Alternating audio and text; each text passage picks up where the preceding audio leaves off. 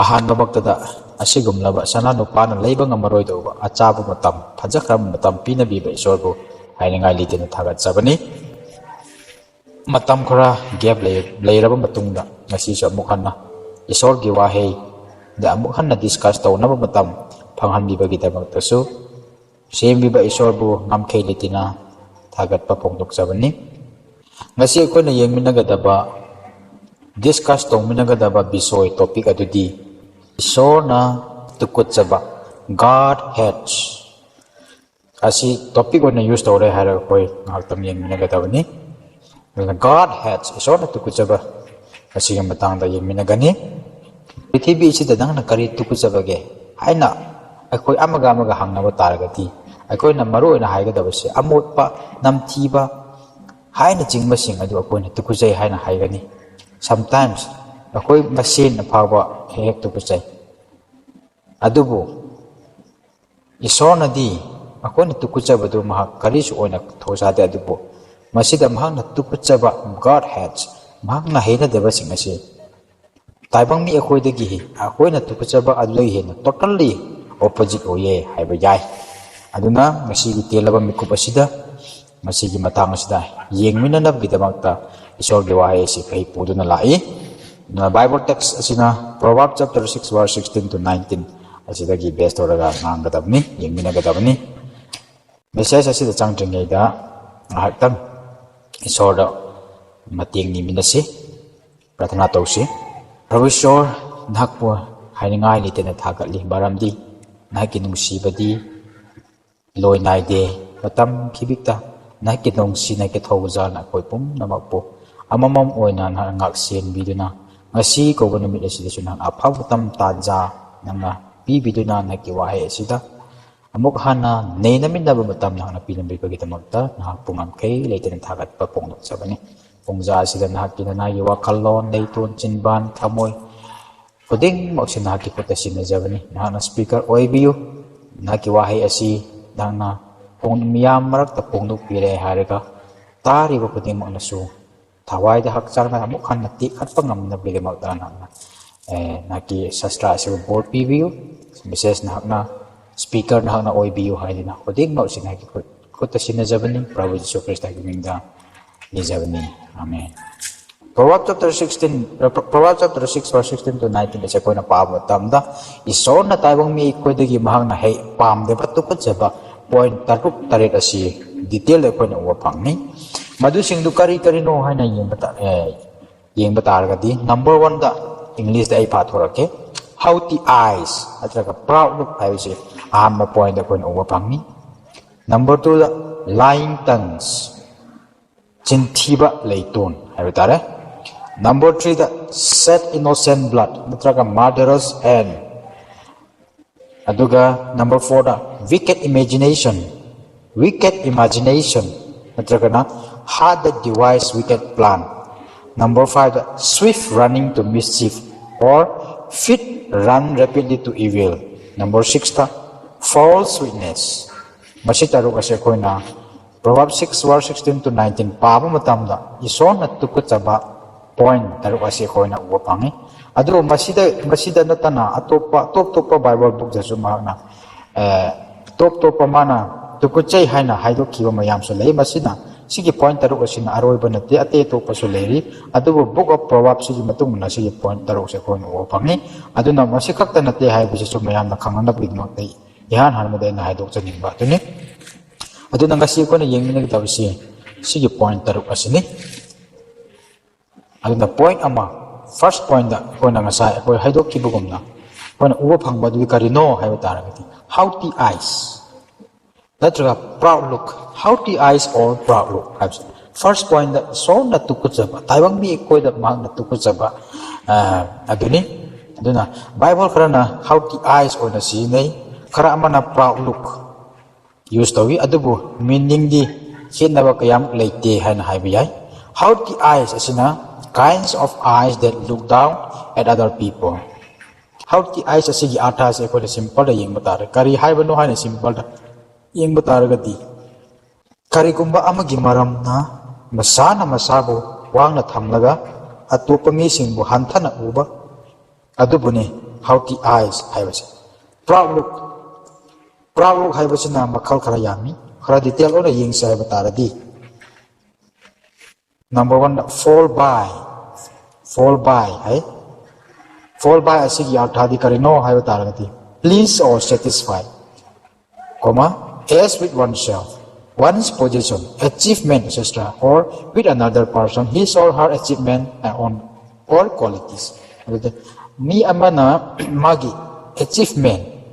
phangjakhiba natraga magi qualities magi mahei masing dagira karinara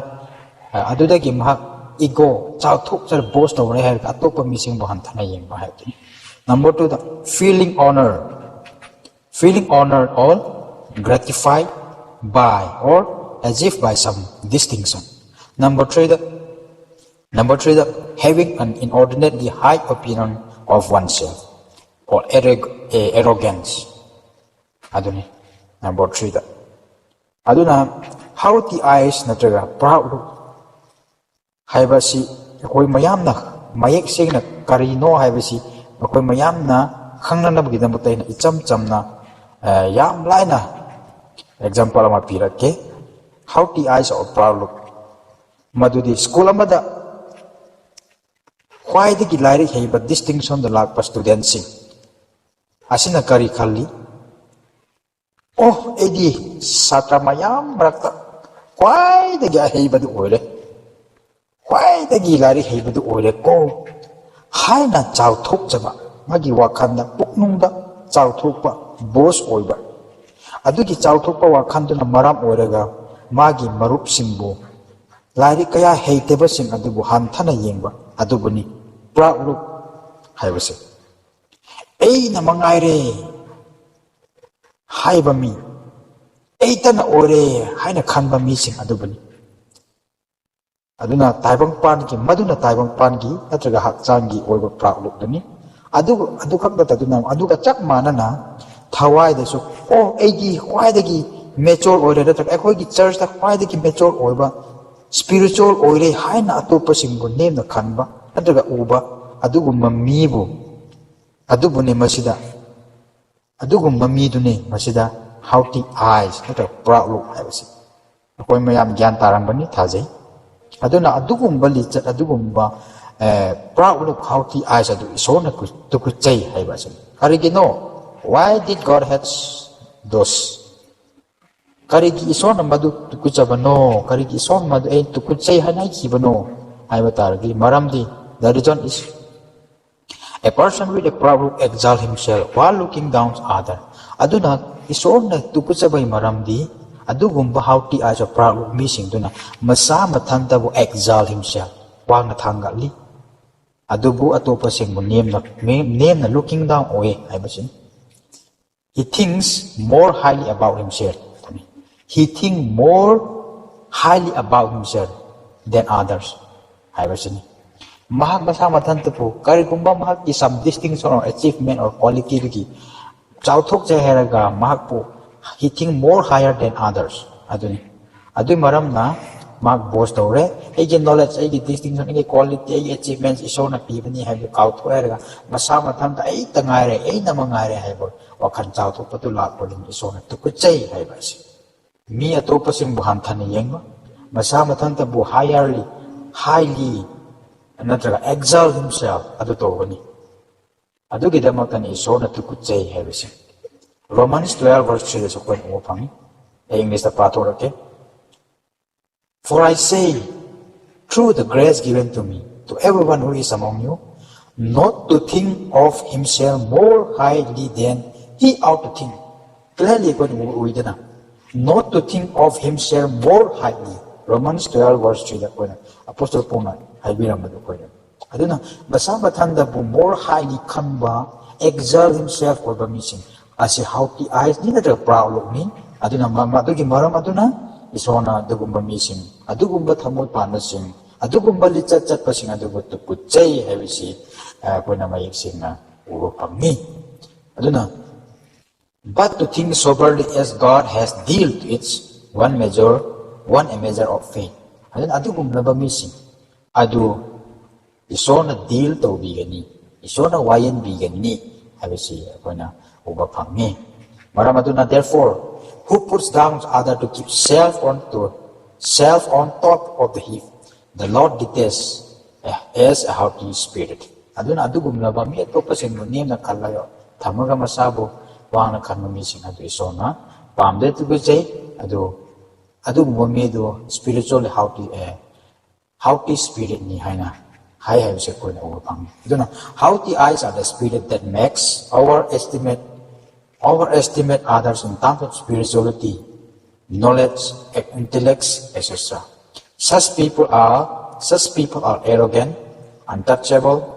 rebellious, and judgmental. The Lord hates them because they often inspire rebellion, and division in the body of Christ. Aduna haughty eyes asina thawai gi romda thawai gi matangda aise knowledge losing intellect gyan losing oye in aise knowledge na intellect oye atopa singdi overestimate towi haiba sing adugumba mi oising adu arrogant oye sopayade untouchable rebellious and judgmental oye aduna isona tukut chai maramdi singlup singbu khaido hali or division to hali haiba asi haiba sin thajaba masing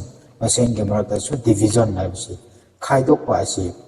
to hali aduna isona sigumba mi sing haughty eyes asi tukut chai haibsi koina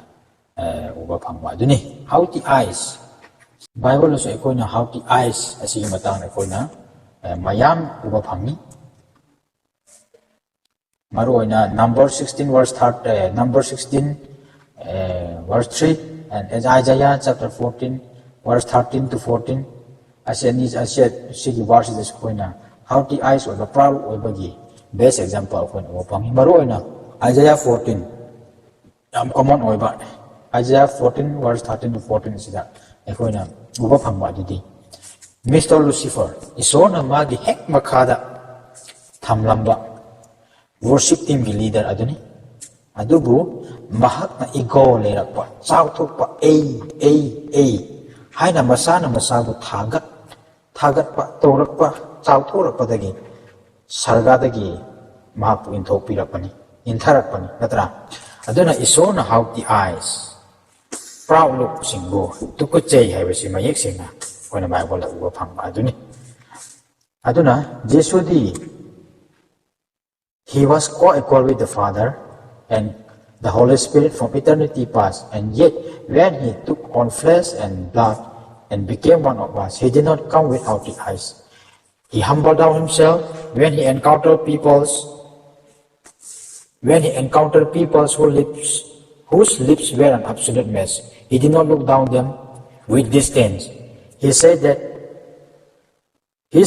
take my yoke upon you and learn from me. For I am gentle and humble in distances ourselves from others. Humility draws people close. Jesus came in the humility because his mission involved drawing people close and bringing people back to God. Because God loves humanity, he hates haughty eyes. Masida Hemsi, Jesudi Mapa Isor, Tawai Sengba Isor, eternity to eternity. Co-equal, Makoi Sakti Isor, co-equal, co-equal oye, manaye, adubu, mahak taibang da lakpa matamda, leiringay matamdasu, leiba matamdasu, chao thokpa karisu taude, aduk ki matik humble, nuluk pa orami, oy na lai, haibase oy na,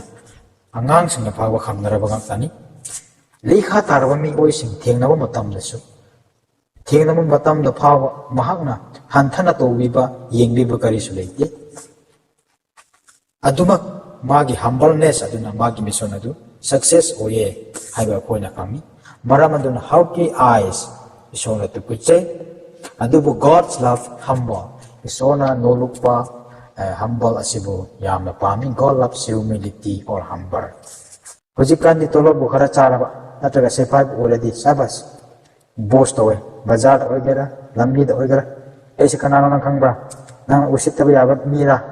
ese emele gi machan pini emele gi mini haina duna masana masabu wanga exalt himself the wang na thangan na ba ko mun nei adubu bible na dia tugumba masa mathan ta wang na thamun na ngai adu tukut chai haiba sini aduna khuding ma adu isworna tukut chaba maramna akoi khuding ma adu thaduk kadabni haibasi aina haining bani aduna akona proverb 12 verse 2 akona yengba matamda sumaina when pride comes then come disgrace but with humility comes wisdom. Masih akona proverb 12 verse 2 da kono masi when pride comes then comes disgrace akoi da chau thuk pa si la ko matamda akoi gi reputation asi mangi lai but with humility comes wisdom akoi na bo no lupa matamda gyan lo sing wisdom asi lai haibasi akoi na proverb 12 verse 2 da kono wapang maramaduna brightness natraga proud look or haughty eyes as isworna pamde humble oiba si akoi isworna pami aduga sumathakta proverb 16 verse 18 kona yengmo matamba asumana iragalay pride goes before destruction pride goes before destruction mangda pride ase chatli natraga chauthokpa ase leirakpa matamda amang ta thoklamdai oire haibasin a haughty spirit before a fall haibasi koina wapangi for all this reason God had proud look or haughty eyes ase koina wapangi what about you na hojik aina hangning wahandi what about you nahaksu spiritual oibagi chauthokpa du tobra nahaki singluk nahaki charge ta kwaidagi natural oiba nupa kwaidagi sak phajaba nupi kwaidagi sak phajaba nupa gyalosing heba nupi nupa isai sakpa heba nupi nupa phajaba oibagi maramna nahaksu proud look haughty eyes asi tawduna practice tawraga leiba mi du oibra haibasi isana amrak khamtharaga question hangminasi wahang hangminasi haibasi na ahanbada hainingba adune aduna number 2 da muk jamminasi number 2 God hates point number 2 adu karino habitaradi lying tongues mean deception in speech mi kharanadi jinthibase kari ona sukande thosade jinthibase aran bani hena su lodaba mi lei adubu masi absolutely wrong ni haibsu koi karoi gadabni absolutely wrong totally wrong ne haibsu koi kagum si aduna achumbase matam khibik tangang gadabni aduga achau apikpa jintiba haibase leite haibase ekoina khangadabni adu khakta nataduna masi isworna tukut chaba amani haibase koi kagum si jinthibase isworgi damaktasu yamna serious case amani haibase ekoina bible da mayek sengna uba phangi kadai uba phangbuge haradi Acts chapter 5 verse 4 to 5 da phangi Ananya chapter 5 verse 4 to 5 da koni matamda Ananya and Sapphira moigi matang da moigi story koni upangi they saw the land but they lied to apostle and they immediately died moigi lamdu yolle paisa du pura haraga apostle singi mamang na khumma hoi moina jinthi bangang modudagi makoi matai mana adu khudak adu da si haibisi koina uba phangi aduna kari takpra haragadi madudagi lesson na koina uba phang madudi jinthi ba lying tang asi isona tukuchai masi one of the serious case for God ni haibisi isworgi damakta serious case wabini haibisi oina uba phangi serious na dalamdadi sa Ananya ga Sapphira matai mana kudakta isona mo iponsi de lobiram haibisi koina uba phangi maramaduna lying tang is one of the most serious case for God which God had haibisi koina uba phangi a person who is loose with the truth, telling half-truth for his or her own ends, or to remove force from oneself is one who speaks lies. A half-truth is a full lie, and it purposes to lead others astray or worse, to harm them. Mioi amabu achumbada loose kumpurakpa ꯀꯣꯝꯊꯣꯔꯛꯈ꯭ꯔꯕꯗꯤ ꯑꯗꯨꯒ ꯃꯥꯒꯤ ꯑꯔꯥꯟꯕ ꯑꯗꯨ ꯂꯣꯛꯅꯅꯕꯒꯤꯗꯃꯛꯇ ꯇꯪꯈꯥꯏ ꯑꯆꯨꯝꯕ ꯉꯥꯡꯕ ꯍꯧꯔꯛꯂꯕ ꯃꯍꯥꯛ ꯑꯗꯨ ꯆꯨꯝꯗꯕ ꯉꯥꯡꯕꯅꯤ ꯍꯥꯏꯕꯁꯤꯅꯤ, ꯆꯤꯟꯊꯤꯕꯅꯤ ꯍꯥꯏꯕꯁꯤꯅꯤ. ꯑꯗꯨꯕꯨ ꯇꯪꯈꯥꯏ ꯆꯨꯝꯕ ꯉꯥꯡꯕ ꯑꯁꯤꯁꯨ full lie-ꯅꯤ ꯍꯥꯏꯕꯁꯤ ꯑꯩꯈꯣꯏꯅ ꯎꯕ ꯐꯪꯉꯤ. ꯃꯗꯨꯅ ꯇꯪꯈꯥꯏ ꯆꯨꯝꯕ ꯑꯗꯨꯅ ꯃꯤꯁꯤꯡꯕꯨ ꯐꯠꯇꯕꯗ ꯂꯝꯖꯤꯡꯕꯤ ꯍꯦꯟꯅ ꯁꯥꯊꯤꯍꯜꯂꯤ ꯍꯥꯏꯕ ꯑꯁꯤꯅꯤ. ꯑꯗꯨꯅ ꯇꯪꯈꯥꯏ ꯆꯨꯝꯕ ꯅꯠꯇ꯭ꯔꯒ white lie ꯅꯠꯇ꯭ꯔꯒꯅ half wrong ꯍꯥꯏꯕꯒꯨꯝꯕ ꯁꯤꯡ ꯑꯁꯤ they all are included in lying tongue. ꯑꯗꯨꯅ ꯃꯁꯤ ꯇꯧꯔꯣꯏꯒꯗꯕꯅꯤ. ꯑꯗꯨꯅꯅꯤ ꯏꯁꯣꯔꯅ lying tongue ꯑꯁꯤ ꯇꯨꯀꯠꯆꯩ ꯍꯥꯏꯕ ꯑꯁꯤ. ꯑꯗꯨꯅ the Lord hates liar and rightfully so, for Satan himself is the father of lie. Gospel John 8 verse 44 ꯑꯩꯈꯣꯏꯅ ꯎꯕ ꯐꯪꯉꯤ. ꯑꯗꯨꯅ ꯆꯤꯟꯊꯤꯕꯒꯤ ꯃꯄꯥꯗꯤ father of lie ꯗꯤ Satanꯅꯤ. ꯑꯗꯨꯅ lying ꯆꯤꯟꯊꯤꯕ ꯑꯁꯤ Satanꯗꯒꯤ ꯍꯧꯔꯛꯄꯅꯤꯅ ꯏꯁꯣꯔꯅ ꯇꯨꯀꯠꯆꯩ ꯍꯥꯏꯕꯅꯤ ꯍꯥꯏꯕꯁꯤ ꯑꯩꯈꯣꯏꯅ ꯃꯌꯦꯛ ꯁꯦꯡꯅ ꯎꯕ ꯐꯪꯉꯤ. ꯑꯗꯨꯅ as a Christian follower of Christ, ꯆꯤꯟꯊꯤꯕ ꯅꯠꯇ꯭ꯔꯒ half lie ꯅꯠꯇ꯭ꯔꯒ half truth ꯍꯥꯏꯕꯒꯨꯝꯕꯁꯤꯡ ꯑꯁꯤ ꯑꯩꯈꯣꯏꯅ ꯇꯧꯔꯣꯏꯒꯗꯕꯅꯤ. ꯃꯔꯝꯗꯤ ꯃꯁꯤ ꯏꯁꯣꯔꯅ ꯇꯨꯀꯠꯆꯕ ꯑꯃꯅꯤ ꯍꯥꯏꯕꯁꯤ ꯑꯩꯈꯣꯏꯅ ꯈꯪꯒꯗꯕꯅꯤ. ꯑꯗꯨꯅ Revelation 21 verse 8 ꯑꯩꯈꯣꯏꯅ ꯎꯕ ꯐꯪꯉꯤ. Liars are condemned in Revelation 21 verse 8. But for the cowardly and unbelieving and abominable and murderers and immoral person and sorcerer and idolaters and all liars, all liar, their parts will be lake of fire and brimstone, which is the second death. Masida ako'y mayek siya uba pangmudi. All liars, their parts will be in the lake of fire and brimstone, which is second death. Chintiba ngang kudingmak adu lake of fire adu dam isor konjin bigani haibasi mayek siya na Revelation the Bible Revelation ako'y mayek siya uba pangmadu ni adu na lie chintiba si Satan dagi horak pa ni adu na chintiba ngang singdi lake of fire the isor thajin bigani 하이버시 마이엑싱 오버니 아두나 마시 아코이나 또고 파테 또로이가다우니 카르군바 코이나 또고 따라가디 마시 노미트기 이소나 야데바니 마시 이소나 투쿠제이 마시 샤탄다기니 하이버시 캉레야나 코이나 진티버시 ngangalgumsi 하이버시 에기 리코이스니 lying tongue must be mute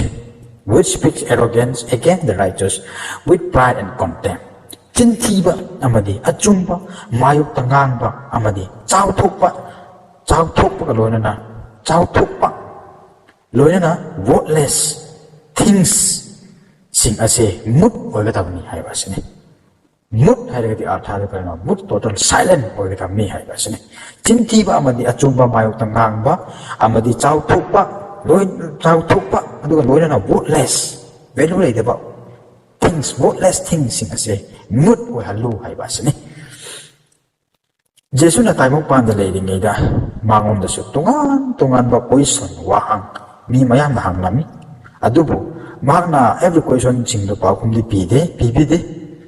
adubu mahakna wabungang laba half truth half lie haibugumba si mahakna sisinade achumba ngakta nganglami haibisi koina uwa pangi maram aduna magi maong ase akoina copy tawgadabani haibisi koina uwa pangi mahakna tawgugumna put example so to be pagum ako na sto ni. Not only that, Jesus na magi sa book sing tagpi. Kaya no tagpi to their speech should be so truthful that they did not need to take an oath to ensure that they are not lying. Matthew chapter 5 verse 37 when upang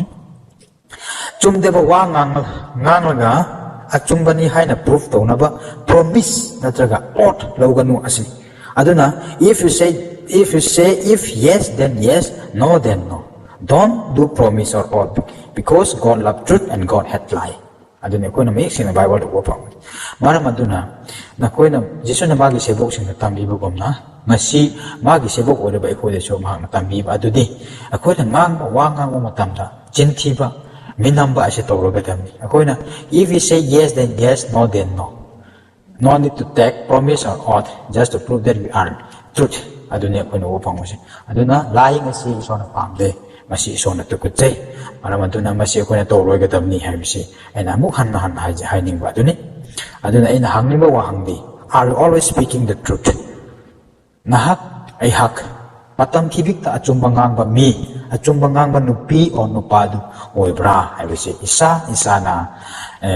wahang hangmin si haibase ina haidok janing ba aduni na karigumba marak ta ejin thiba wangangi haiba mi yawo taragadi ngasi dagi hauna ngasidi isona tukut chaba ni jintiba sidi setan dagini jintiba mi singdi isona meida lack of fire da thada bigani haina chingba sing ase khangle harega asidagi hauna jintiba asingang ase whatever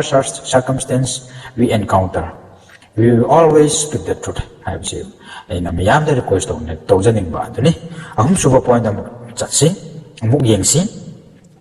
God has isona tukut chaba point number 3 adu kare no hadi set innocent blood on murderous hand innocent blood set innocent blood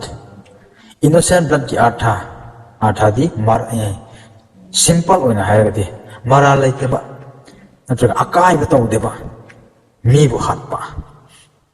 adune simple meaning da haibatare maduni mara laiteba akai ba tawdeba mingon su lalo deba mi bu hatpa haibatare shedding innocent blood. Yes, mara laiteba mi bu kamaina hatkadagi haina wangang boya adubu shedding innocent blood asi mayam lay hasu ko o pangi Bible asu uwa pangi prithibi da khaktana taduna Bible asu ko uwa pangi aduna ni Isworna shedding innocent blood asi yaningde mahana tukuchai haibasine aduna it's also one of the shedding innocent haibasisu 10 commandment gi manung chali you should not murder haina rathang pi banatra 10 commandment adunina masida shedding innocent blood haiba asidi kari oiba tare haina koina yengba taradi shedding innocent blood asi ani thokna koina khaidok payai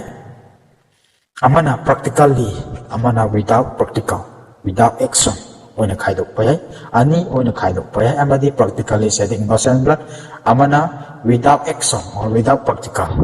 ase smile ani thokna khaidok payai practically shed innocent blood adu karino kada uba phangbage haiba taragadi we could see that in the book of 2 King chapter 24 verse 3 to 4 asida ko uba phangi masida ko na paba matamda Manasseh the king of Judah is cited for his hand side because of the sin of Manasseh according to the innocent blood which he said, for he filled Jerusalem with innocent blood, and the Lord would not forgive. Haibasi akoina uba pangi 2 King 24 verse 3 and 4 asida mayik sen uba pangwa aduni masida haibasi karisu akaiba tawdeba innocent ko singbu hatpa shedding innocent blood asi ison asuki matik sawi ngak piba ngamde ngak piroi ngak piningde haibasi ni masigi Bible verse akoina uba pangi aduna masina practical gi oiba shedding innocent blood aduni aduna Matthew chapter 5 akoina kari uba phangbra hairagadi he tells us that even the thoughts and the word that are the thought and the word that are at the core of murdering heart mi hatpa gi wakhan ma gi wakhan da mi bu hatpa mi bu hai thiba mi bu otpa mi gi mang ta nangai khanba adu murder ni haibasini aduna madugumba adu Isworna tukuchei Isworna pamde masigi sina without practical oiba in shedding innocent blood haiba aduna anti New Testament atop dasu practically shedding innocent blood amathing hai madudi karino haiba taragadi Judas Iscariot Isworbo Jesus Christ wi on thok panu pada. After Jesus was arrested, what did Judas say? He returned to the priest and elder and confessed, I have betrayed innocent blood. Matthew 27 verse 4. Right after the last breath of Jesus, what the centurion said, certainly this man was innocent. Luke chapter 23 verse 4 to 7. Those who nailed Jesus to the cross hand that shed innocent blood. Haina mayek sina si Roman gi sepai nupa centurion nupa na mayek sina pongdok pipa adu oina uba pangi. Adune shed innocent blood haiba adu. Yes, everything happened. Everything happened was the plan of God, means he was fulfilled to bear for the sins of the guilty, but still then God's love life, since he was the creator. Hoy Jesus na sibiba Calvary cross na sibiba, pakbising gidamak ta sibiba adu hoy ma qualified hoy magi plan gi sol gi plan gi matuin na hoy adu mo na magpo maral lai taba adu maral piraga sumain hato piba adu last da Judas karona sukari hai edi I'm betraying the innocent blood centurion no pa na sukari hai oh masidi Jesus to the cross hand that shed innocent blood and mayek singna pongdo piba aduna adumay na sina na balak pataragu sina na balak pataragasu Isworna di magi punsi tu pami nungsi maramdi Jesus Christa su simiba creator amani maramduna shedding innocent blood asi Isworna pamde Isworna tukut chai habis ko nong bapangi prithvi da dharma chat leiba matung inna molek worshippers ingasu karitowi they let their children pass through the fire as a child sacrifice to him aduna God hates those worship and made it clear that the innocent bloods in this practice would pay dearly for their sins. Molek worshipper sing na sukari to ba harega makhoi gi Iswor adubu pinanaba gidamak ta macha sing bo sacrifice moi Iswor gidamak ta sacrifice to ba innocent oiba sing bo innocent blood adune makhoi Iswor bu kurumba harawna bu gidamak ta macha sing bo sacrifice to bi madune Iswor tukut chaba Isworna yaning deba aduna last aduna Isworna khuding mak adugumba sing adubu severe punishment bigani haiba se koin uba pangi hoy oti gi matam gumna iramdam da di practically shedding innocent blood di leite pak thoktre haiba yai adubu exactly oidrasu similarly practice to ba amadi lady haibis koin uba pangi karino it's abortion, the practice of abortion, which is abomination of God. Habis iramdam da, ekhoi manipur damak, toy na thokpa, shedding innocent blood, hasi, toy na thokpa mani habis ekhoi. It is mainly practiced in the youth age. They fall in love, and they have their sexual immorality. After they conceive, they burn them alive. But we never consider for a convicted murder. So how God hates this shedding innocent blood? Aduni masigi practice asini. Ako iramdam da su shedding innocent blood asi bhawa ko ne to ba se maral lai te ba kari su kang da ba kari su kai ba to de ba mi shedding innocent blood hato pi ba inai ta han ba aduni na asi gumbali chat le sabi na kang de pakang na kang de angang na khangde asigumba abortion Isworna tukut chaba practice thabak sing ase koi toroi ge tabani aduna ahan sing na khangde naha sing na khangde masi yamna common una thoe haibase hospital sing gi report ta o phangi hoi nangi imung sing na di khangde ba yai adubu semi ba Iswor gi meeting da tukut chanangai abomination heads oibani head oiba misakni haibadu akoina kawre gedabani aduna asigumba shed innocent blood murderous head asi todeba mi oisi haibsi ina request to janing ba aduni Isworna tukut chaba point number 4 amuk yeminasi point number 4 du karino haradi harded device wicked plan thamoida means thamoida pattaba ta khallaga leiba haibitare migi pattanaba migi amang tak thoknaba migi sinaba migi pattaba thoknangai migi dangers oinangai aduka ta khanba adu khakta khallaga leiba thamoi haiba tare a heart that devise wicked plan. For out of the heart proceed evil thoughts, murders, adulteries, fornication, theft, false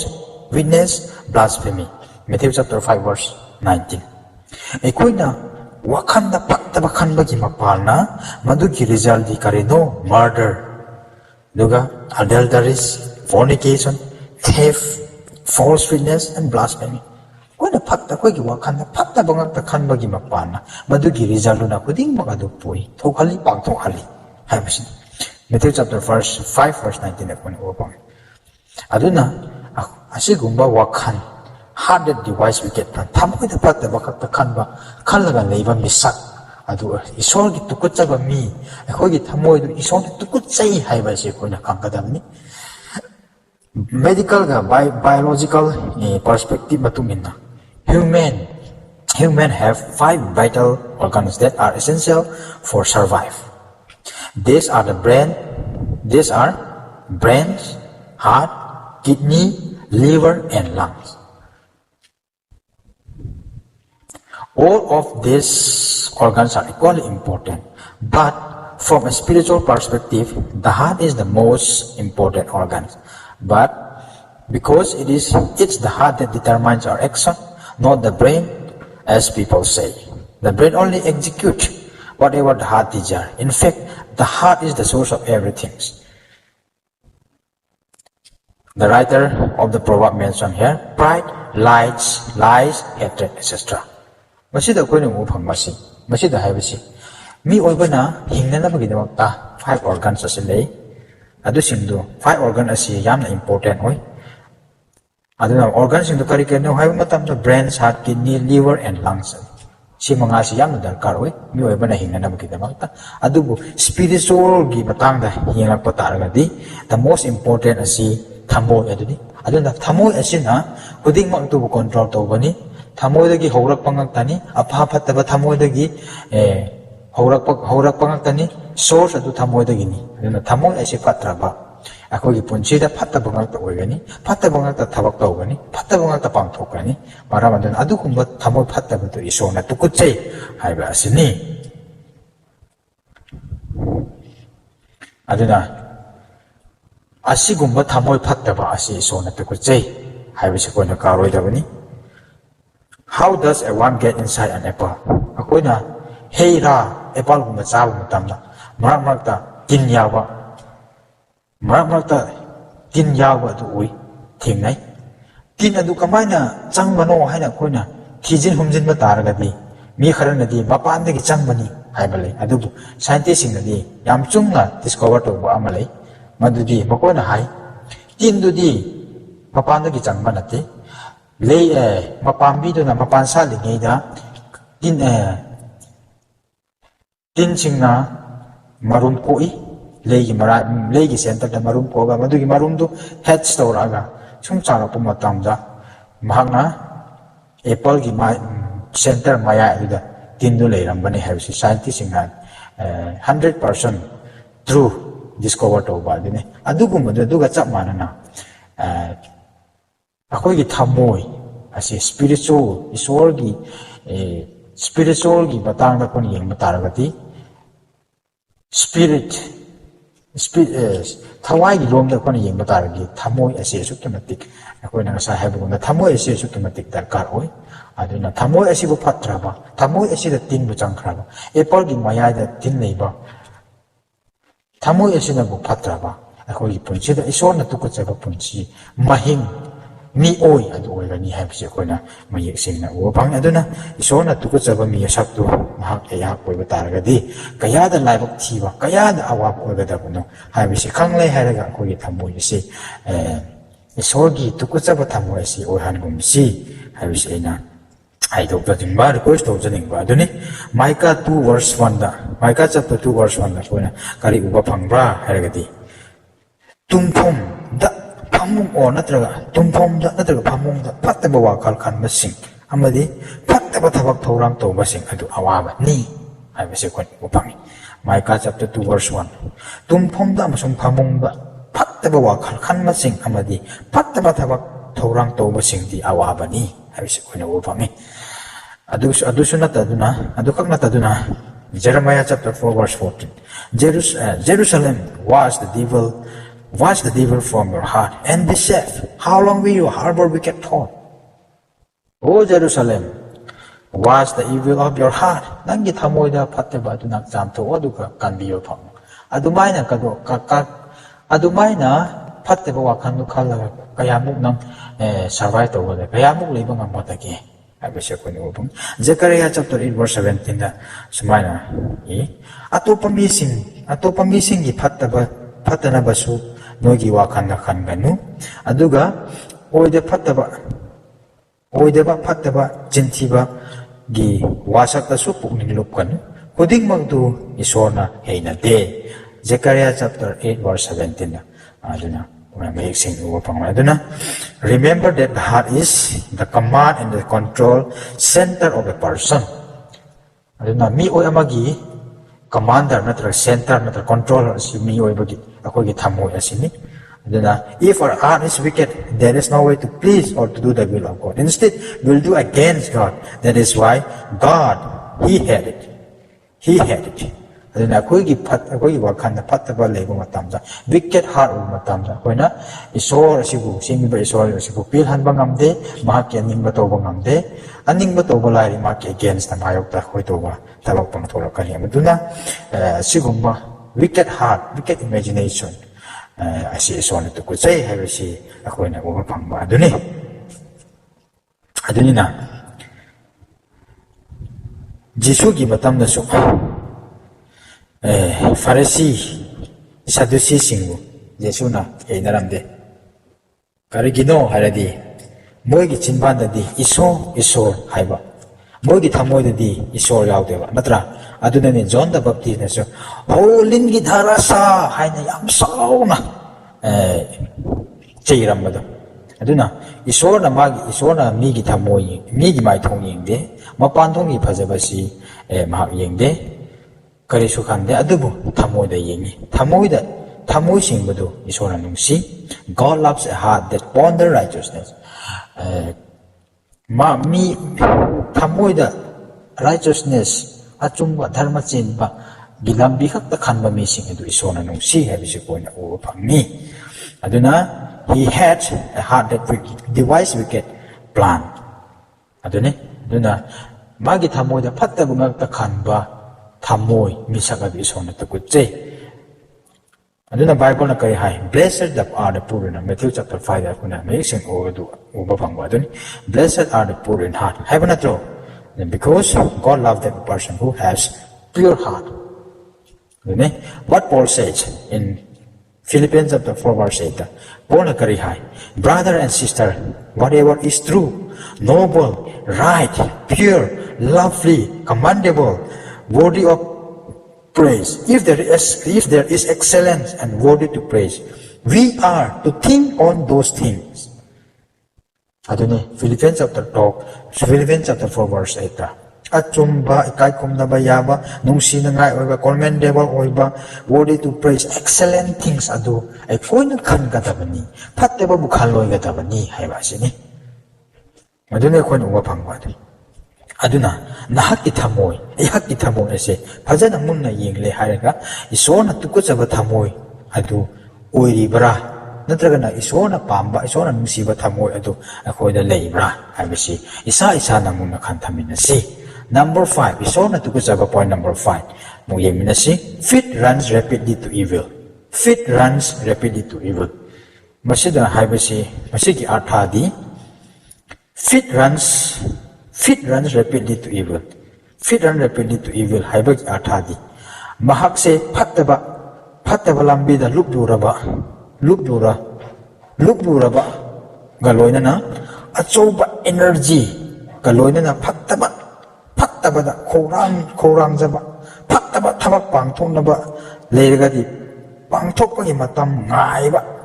ngai ngamdeba mising aduga makoigi thamoisu totally Isworna gitan away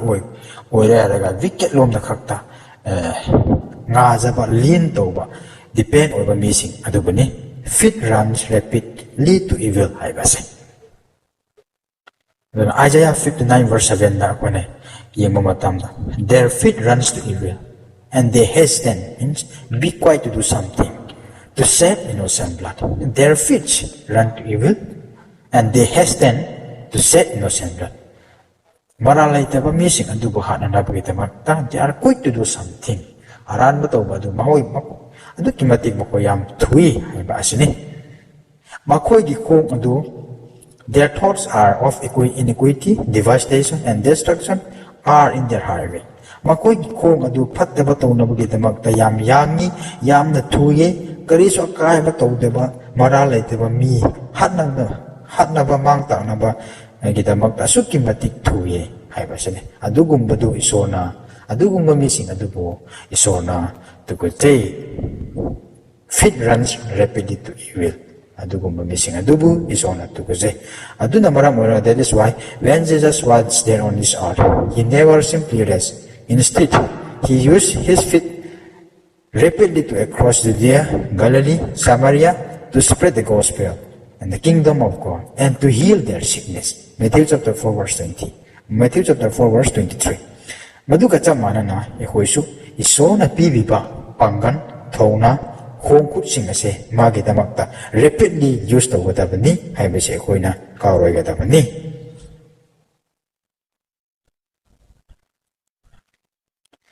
When we look at Titus chapter 2 verse 14. Titus chapter 2 verse 14 Paul nakari hai jealous to do good deeds because it is not to impress others or to earn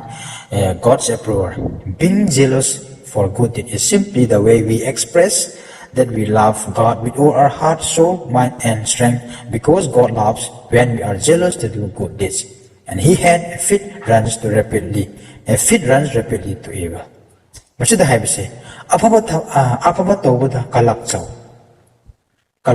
afaba tabak tawbada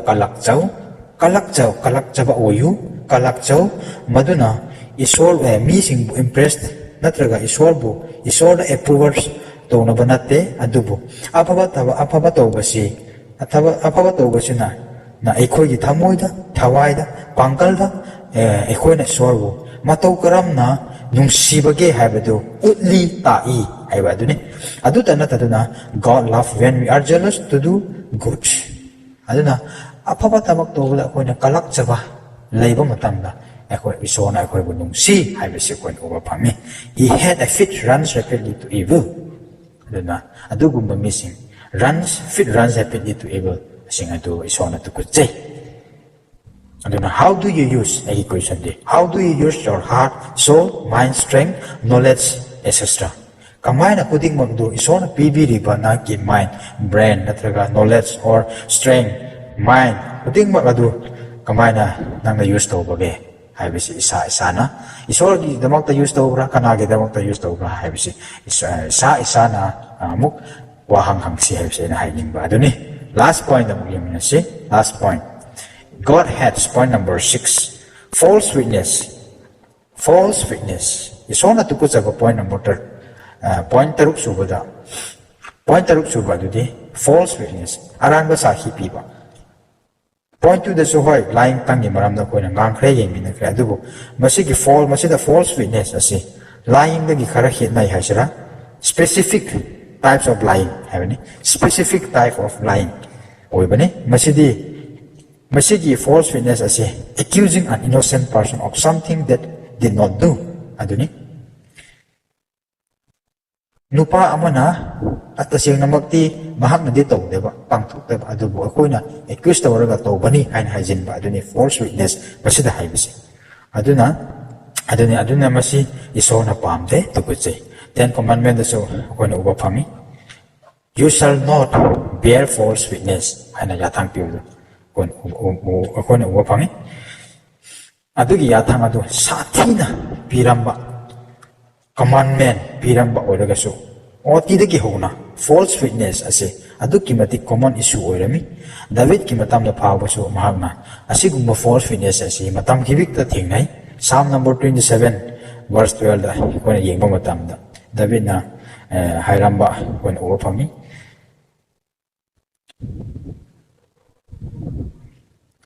false witness have risen against me haina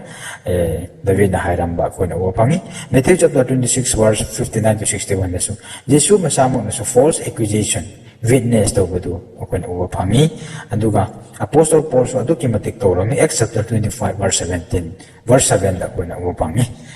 aduna na amarom na hairagadi iral karisu laitana aranba karisu to na mina aranba sakhi or accuse Torak pataragadi kaya mo khangba wagani